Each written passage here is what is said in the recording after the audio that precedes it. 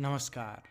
आप सुन रहे हैं हिंदी ग्राम। मैं हूं रोहित पाठक। आप सबके समक्ष हरिशंकर परसाई जी की एक कहानी प्रस्तुत कर रहा हूं, जिसका शीर्षक है इंस्पेक्टर मातादीन चांद पर। वैज्ञानिक कहते हैं चांद पर जीवन नहीं है। Senior police inspector Matadin department में एमडी साहब कहते हैं वैज्ञानिक झूठ बोलते हैं, वहाँ हमारे जैसे ही मनुष्य की आबादी है। विज्ञान ने हमेशा इंस्पेक्टर मातादीन से मात खाई है। फिंगरप्रिंट विशेषज्ञ कहता रहता है छुरे पर पाए गए निशान मुजलिम की अंगुलियों के नहीं हैं, पर मातादीन उसे सजा दिला ही देते। मातादीन कहते हैं कि ये वैज्ञानिक केस का पूरा इन्वेस्टिगेशन नहीं करते। उन्होंने चांद का उजला हिस्सा देखा और कह दिया वहाँ जीवन नहीं है। मैं चांद का अंधेरा हिस्सा देख कर आया हूँ, वहाँ मनुष्य जाति है। यह बात सही है क्योंकि अंधेरे पक्ष के मातादीन माहिर माने जाते हैं। पूछा जाएगा इंस्पेक्टर मातादीन चांद पर क्यों गए थे? टूरिस्ट की हैसियत से या किसी फरार अपराधी को पकड़ने? नहीं, वे भारत की तरफ से सांस्कृतिक आदान प्रदान के अंतर्गत गए थे।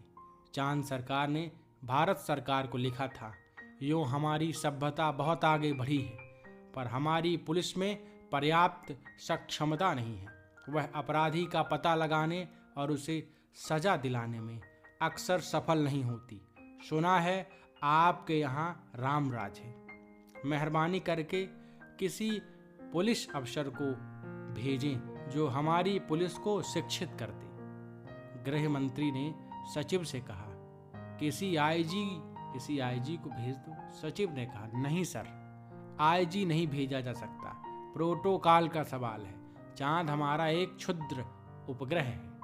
आईजी के रैंक के आदमी को नहीं भेजेंगे, किसी सीनियर इंस्पेक्टर को भेज देता हूँ। तय किया गया कि हजारों मामलों के investigating officer senior inspector Matadin को भेज दिया जाए। चांद की सरकार को लिख दिया गया कि आप मातादीन को लेने के लिए पृथ्वी यान भेज दीजिए। पुलिस मंत्री ने मातादीन को बुलाकर कहा, तुम भारतीय पुलिस की उज्जवल परंपरा के दूत की हैसियत से जा रहे हो। ऐसा काम करना कि सारे अंतरिक्ष में डिपार्टमेंट की ऐसी जय जयकार हो कि पीएम यानी प्रधानमंत्री को भी सुनाई पड़ जाए। मातादीन की यात्रा का दिन आ गया। एक यान अंतरिक्ष अड्डे पर उतरा। मातादीन सबसे विदा लेकर यान की तरफ बढ़े। वे धीरे धीरे कहते जा रहे थे, प्रवशी नगर कीजिए सब काजा, हृदय राख कौशलपुर राजा। यान के पास पहुंचकर मातादीन ने मुंशी अब्दुल गफूर को पुकारा। मुंशी गफूर ने एड़ी मिलाकर सैल्यूट फटकारा। बोला, जी पिक साहब, FIR रख दी है? जी पिक साहब। और रोज नामचे का नमूना? जी पिक साहब। वे यान में बैठने लगे। हवलदार बलभद्र को बुलाकर कहा, हमारे घर में जचकी के वक़्त अपने खटला यानी पत्नी को मदद के लिए भेज देना। बलभद्र ने कहा, जी पिक्सा। गफूर ने कहा, आप बेफिक्र रहें पिक्सा, मैं अपने मकान पत्नी को भी भेज दूंगा खिदमत के लिए। मातादीन ने यान के चालक से पूछा, ड्राइविंग लाइसेंस है? है जी, है साहब। और गाड़ी में बत्ती ठीक है? जी ठीक है। मातादीन ने कहा, सब ठीक ठाक होना चाहिए, वरना हरामजादे का बीच अंतरिक्ष में चालान कर दूंगा। चंद्रमा से आए चालक ने कहा, हमारे यहाँ आदमी से ऐसे इस तरह नहीं बोलते। मातादीन ने कहा, जानता हूँ बे, तुम्हारी पुलिस कमजोर है, अभी मैं उसे ठीक करता हूँ। मातादीन यान में कदम रख ही रहे थे कि हवलदार राम सजीवन भागता हुआ आया। बोला, पिक साहब, SP साहब के घर में से कहे हैं कि चांद से एड़ी चमकाने का पत्थर लेते आना। मातादीन खुश हुए, बोले, कह देना बाई साहब से, जरूर लेता आऊँगा। वे यान में बैठे और यान उड़ चला। पृथ्वी के वायुमंडल से यान बाहर निकला ही था कि माता दीन ने चालक से कहा, अबे हान क्यों नहीं बजाता? चालक ने जवाब दिया, आसपास लाखों मील में कुछ नहीं है। माता दीन ने डांटा, मगर रूल इज रूल, हार्न बजाता चल। चालक अंतरिक्ष में हार्न बजाता हुआ यान को चांद पर उतार लाया। अंतरिक्ष अड्डे पर पुलिस अधिकारी माता दीन के स्वागत के लिए खड़े थे। माता दीन रौब से उतरे और उन अफसरों के कंधे पर नजर डाली। वहां किसी के स्टार नहीं थे, फीते भी किसी के नहीं लगे थे, लिहाजा माता दीन ने एड़ी मिलाना और हाथ मिलाना जरूरी नहीं समझा। फिर उन्होंने सोचा, मैं यहाँ इंस्पेक्टर की हैसियत से नहीं, सलाहकार की हैसियत से आया हूँ। माता दीन को लोग लाइन में ले गए और एक अच्छे बंगले में उन्हें टिका दिया। एक दिन आराम करने के बाद माता दीन ने काम शुरू कर दिया। पहले उन्होंने पुलिस लाइन का मुलाहिजा किया। शाम को उन्होंने आईजी से कहा, आपके यहाँ पुलिस लाइन में हनुमान जी का मंदिर नहीं है? हमारे रामराज में पुलिस लाइन में हनुमान जी हैं। आईजी ने कहा, हनुमान कौन थे? हम नहीं जानते। माता दीन ने कहा, हनुमान का दर्शन हर कर्तव्य परायण पुलिस वाले के लिए जरूरी है। हनुमान सुग्रीव के यहाँ स्पेशल ब्रांच में थे। उन्होंने सीता माता का पता लगाया था। अबडक्शन का मामला था। दफा 362। हनुमान जी ने रावण को सजा वहीं दे दी, उसकी प्रॉपर्टी में आग लगा दी। पुलिस को यह अधिकार होना चाहिए कि अपराधी को पकड़ा और वहीं सजा दे दे, अदालत में जाने का झंझट नहीं। मगर यह सिस्टम अभी हमारे रामराज में भी चालू नहीं हुआ है। हनुमान जी के काम से भगवान राम बहुत खुश हुए। वे उन्हें अयोध्या ले आए और टाउन ड्यूटी में तैनात कर दिया। वहीं हनुमान हमारे आराध्य देव हैं। मैं उनकी फोटो लेते आया हूँ। उस पर से मूर्तियां बनवाइए और हर पुलिस लाइन में स्थापित करवाइए। थोड़े ही दिनों में चांद की हर पुलिस लाइन में हनुमान जी स्थापित हो गए। माता दीन उन कारणों का अध्ययन कर रहे थे जिनसे पुलिस लापरवाह और अलाल हो गई। वह अपराधों पर ध्यान नहीं देती। कोई कारण नहीं मिल रहा था। एकाएक उनकी बुद्धि में एक चमक आई। उन्होंने मुंशी से कहा, जरा तनख्वाह का रजिस्टर बताओ। तनख्वाह का रजिस्टर देखा तो सब समझ गए। कारण पकड़ में आ गया। शाम को पुलिस मंत्री ने कहा, मैं समझ गया आपकी पुलिस मुस्तैद क्यों नहीं है। आप इतनी बड़ी तनख्वाहें देते हैं इसलिए।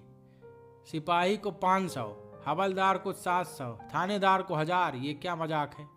आखिर पुलिस अपराधी को क्यों पकड़े?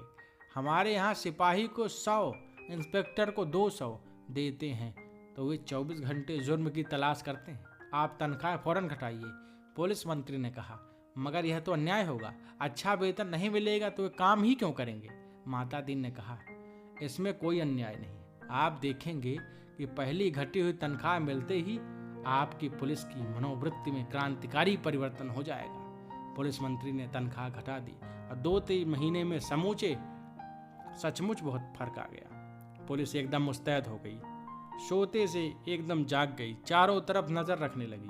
अपराधियों की दुनिया में घबराहट छा गई। पुलिस मंत्री ने तमाम थानों के रिकॉर्ड बुलाकर देखे। पहले से कई गुने अधिक केस रजिस्टर हुए थे। उन्होंने माता दीन से कहा, मैं आपकी सूझ की तारीफ करता हूँ। आपने क्रांति कर दी, पर यह हुआ किस तरह? माता दीन ने समझाया, बात बहुत मामूली है। कम तनख्वाह दोगे तो मुलाजिम की गुजर नहीं होगी। 100 रुपए में सिपाही बच्चों को नहीं पाल सकता। 200 में इंस्पेक्टर ठाट बाट मेंटेन नहीं कर सकता। उसे ऊपरी आमदनी करनी ही पड़ेगी और ऊपरी आमदनी तभी होगी जब वह अपराधी को पकड़ेगा, गरज की वह अपराधों पर नजर रखेगा, सचेत कर्तव्य परायण और मुस्तैद हो जाएगा। हमारे रामराज के स्वच्छ और सक्षम प्रशासन का यही रहस्य है। चंद्रलोक में इस चमत्कार की खबर फैल गई। लोग माता दीन को देखने आने लगे कि वह आदमी कैसा है जो तनख्वाह कम करके सक्षमता ला देता है। पुलिस के लोग भी खुश थे। वे कहते, गुरु आप इधर न पधारते तो हम सभी कोरी तनख्वाह से ही गुजर करते रहते। सरकार भी खुश है कि मुनाफे का बजट पड़ने वाला था। आधी समस्या हल हो गई। पुलिस अपराधी पकड़ने लगी थी। अब मामले की जांच विधि में सुधार करना रह गया था।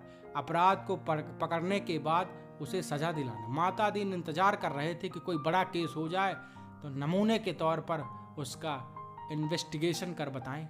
एक दिन आपसी मारपीट में एक आदमी मारा गया। माता दीन को कोतवाली में आकर बैठ गए, बोले नमूने के लिए इस केस का इन्वेस्टिगेशन करता हूं। आप लोग सीखिए, यह कत्ल का केस है। कत्ल के केस में एविडेंस बहुत पक्का होना चाहिए। कोतवाल ने कहा पहले कातिल का पता लगाया जाएगा, तभी तो एविडेंस इकट्ठा किया जाएगा। माता दीन ने कहा नहीं, उल्टे मत चलो, पहले एविडेंस देखो। क्या कहीं खून मिला किसी के कपड़ों पर या और कहीं? एक इंस्पेक्टर ने कहा हाँ, मारने वाले तो भाग गए थे, मृतक सड़क पर बेहोश पड़ा था। एक भला आदमी वहां रहता है, उसने उठाकर अस्पताल भेजा। उस भले आदमी के कपड़ों पर जो खून के दाग लग गए हैं। माता दीन ने कहा उसे फौरन गिरफ्तार करो। कोतवाल ने कहा मगर उसने तो मरते हुए आदमी की मदद की थी। माता दीन ने कहा वह सब ठीक है, पर तुम खून के दाग ढूंढने और कहाँ जाओगे? जो एविडेंस मिल रहा है उसे तो कब्जे में करो। वह भला आदमी पकड़कर बुलवा लिया गया। उसने कहा मैंने तो मरते आदमी को अस्पताल भिजवाया था, मेरा क्या कसूर है? चांद की पुलिस उसकी बात से एकदम प्रभावित हुई। माता दीन प्रभावित नहीं हुई। सारा पुलिस महकमा उत्सुक था कि अब माता दीन क्या तर्क निकालते हैं। माता दीन ने उनसे कहा पर तुम झगड़े की जगह गए क्यों?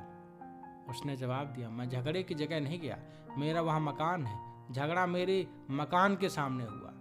अब फिर माता दीन की प्रतिभा की परीक्षा थी। सारा महकमा उत्सुक देख रहा था। माता दीन ने कहा मकान तो ठीक है, पर मैं पूछता हूँ झगड़े की जगह कौन है? झगड़े की जगह जाना ही क्यों?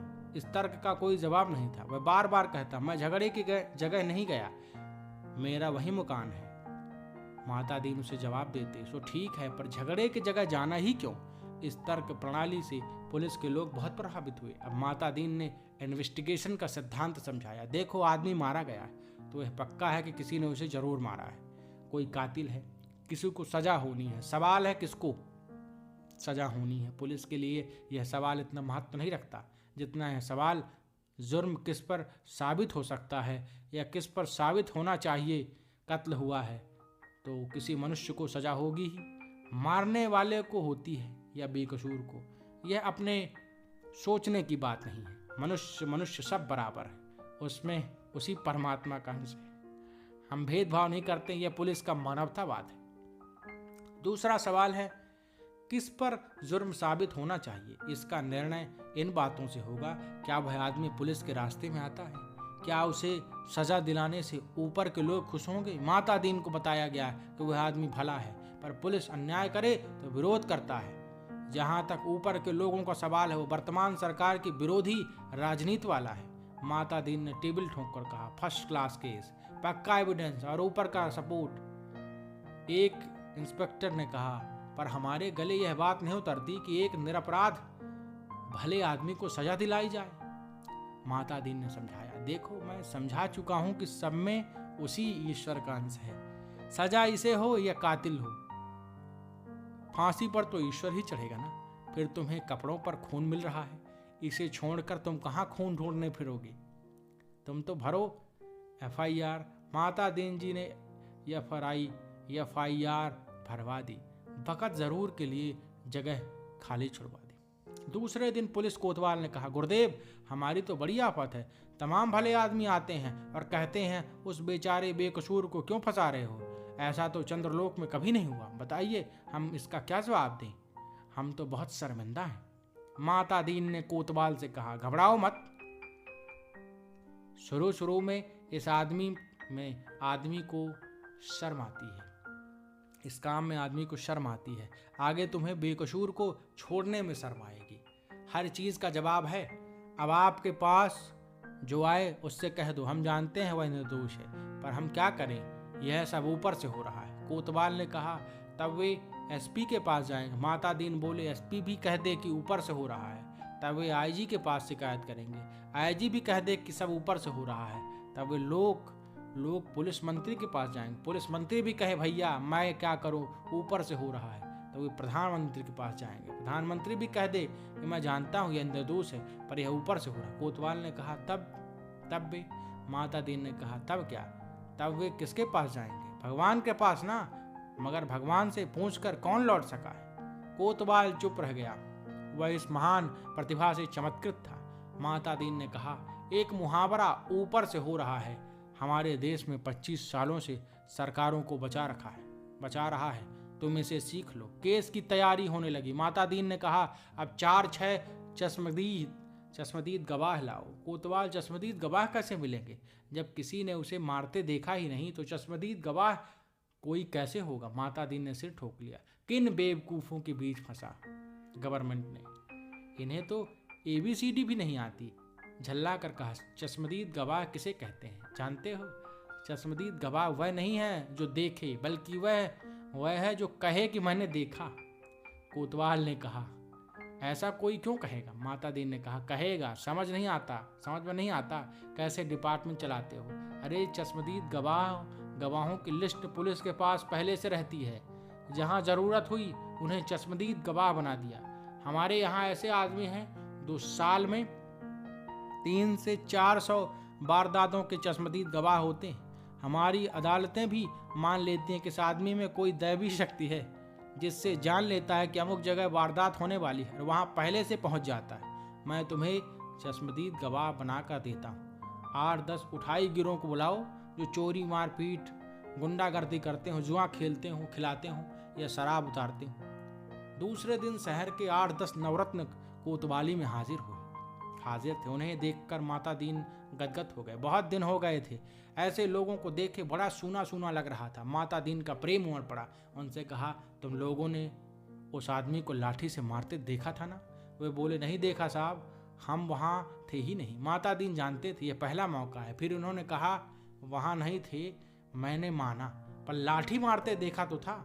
उन लोगों को लगा कि यह पागल आदमी है, तभी ऐसी उटपटांग बातें कहता है। वे हंसने लगे। माता दीन ने कहा, हंसो मत, जवाब दो। वे बोले, जब थे ही नहीं तो कैसे देखा है? माता दीन ने गुर्रा कर देखा। कहा, कैसे देखा सो बताता हूँ। तुम लोग जो काम करते हो सभी धरतज है। हर एक को कम से कम 10 साल जेल में डाला जा सकता है। तुम ये काम आगे भी करना चाहते हो या जेल जाना चाहते हो? वे घबरा कर बोले, साहब हम जेल नहीं जाना चाहते। माता दीन ने कहा, ठीक, तो तुमने उस आदमी को लाठी मारते देखा है? हाँ देखा था ना? वे बोले, देखा साहब। वह आदमी घर से निकला और जो लाठी मारना शुरू किया तो वह बेचारा बेहोश होकर सड़क पर गिर पड़ा। माता दीन ने कहा, ठीक है, आगे भी ऐसी वारदातें देखोगे? वे बोले, साहब जो आप कहेंगे सो देखेंगे। कोतवाल इन चमत्कारों से थोड़ी देर को बेहोश हो गया। होश आया तो माता दीन के चरणों पर गिर पड़ा। माता दीन ने कहा, हटो, काम करने दो। कोतवाल पांव से लिपट गया, कहने लगा, मैं जीवन भर इन श्री चरणों में पड़ा रहना चाहता हूँ। माता दीन ने आगे की सारी कार्यप्रणाली तय कर दी। FIR बदलना, बीच में पन्ने डालना, रोज नामचा बदलना, गवाहों को तोड़ना, सब सिखा दिया। उस आदमी को 20 साल की सजा हो गई। चांद की पुलिस शिक्षित हो चुकी थी। धनाधड़ केस बनने लगे और सजा होने लगी। चांद की सरकार बहुत खुश थी। पुलिस की ऐसी मुस्तैदी भारत सरकार के सहयोग का नतीजा था। चांद की संसद ने एक धन्यवाद का प्रस्ताव पास किया। एक दिन माता दीन जी का सार्वजनिक अभिनंदन किया गया। वे फूलों से लदे खुली जीप पर बैठे, आसपास जय जयकार करते हजारों लोग वे हाथ जोड़कर अपने गृह मंत्री की स्टाइल में जवाब दे रहे थे। जिंदगी में पहली बार ऐसा देख रहे थे, इसलिए थोड़ा अटपटा लग रहा था। 26 साल पहले पुलिस में भर्ती होते वक्त इसने सोचा था कि एक दिन दूसरे लोक में उनका ऐसा अभिनंदन होगा। वे पछताए, अच्छा होता कि इस मौके के लिए कुर्ता, टोपी और धोती ले आते। भारत के पुलिस मंत्री टेलीविजन पर बैठे यह दृश्य देख रहे थे और सोच रहे थे, मेरी सद्भावना यात्रा के लिए वातावरण बन गया है। कुछ महीने निकल गए। एक दिन चांद की संसद का विशेष अधिवेशन बुलाया गया। बहुत तूफान खड़ा हुआ। गुप्त अधिवेशन था, इसलिए रिपोर्ट प्रकाशित नहीं हुई, पर संसद की दीवारों से टकराकर कुछ शब्द बाहर आए। सदस्य गुस्से से चिल्ला रहे थे, कोई बीमार बाप का इलाज नहीं कराता, डूबते बच्चों को कोई नहीं बचाता, जलते मकान की आग कोई नहीं बुझाता, आदमी जानवर से बदतर हो गया है, सरकार फौरन इस्तीफा दे। दूसरे दिन चांद के प्रधानमंत्री ने माता दीन को बुलाया। माता दीन ने देखा, वे एकदम बूढ़े हो गए थे। लगा ये कई रात सोए नहीं हैं।